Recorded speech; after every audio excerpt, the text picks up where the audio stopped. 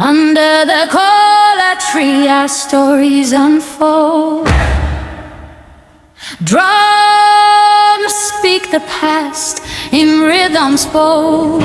Did you know that Ịgba Ndu, which means to bind life, in the Igbo traditional society was a mechanism used to enforce trust, resolve conflicts, and guarantee safety?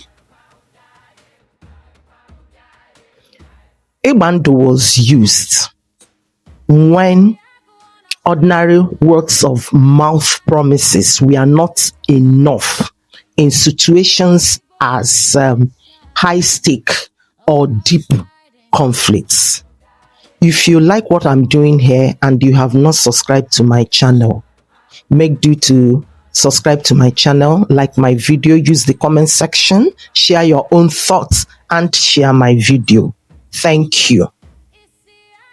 Ịgba Ndu practice was a pan-Igbo tradition, but how it was carried out dependent on each community, because Igbo society is a decentralized society with different autonomous communities or clans, and they do things their own way.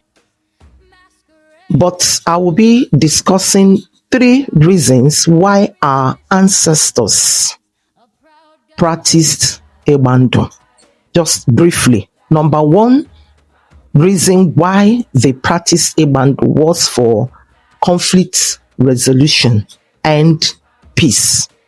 For instance, when there was war or deep conflict between 2 families or communities, they entered into Ịgba Ndu to ensure peace, and also that brought reconciliation. Number 2 reasons why our ancestors practiced Ịgba Ndu was for long distance traders. In the pre-colonial era, traders traveled a very long distance through unfamiliar territories. So to ensure their safety and protection, they entered into Ịgba Ndu with local chief and community heads. Number 3 was for marriage and protection. Like when there was serious disagreement in marriage or family, like divorce, separation, or serious conflict, both families, wife family, husband family, entered into Ịgba Ndu to ensure that nobody from any of the families inflicted harm, either be it spiritual or physical, on anybody from both families. So that's the 3 major reasons why our ancestors practiced Ịgba Ndu. And the Ịgba Ndu ritual was carried out by a dibia or community head before the ancestral shrine or a sacred object like Ofo. The traditional Igbo worldview, the spiritual and the physical are deeply connected. So breaking of Ịgba Ndu had a severe consequences on the person that broke it, and also on his or her lineage. Wow.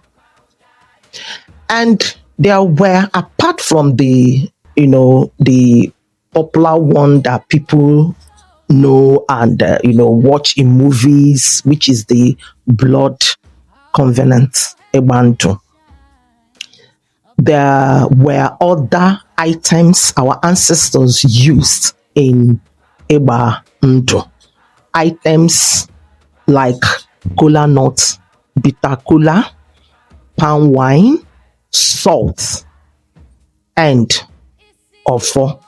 They all use these items in the Ịgba Ndu rituals. Wow. So Ịgba Ndu was not just something that they felt like doing just for doing sake.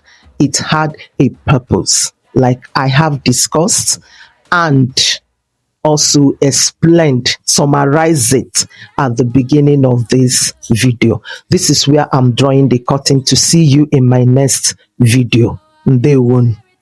Bye.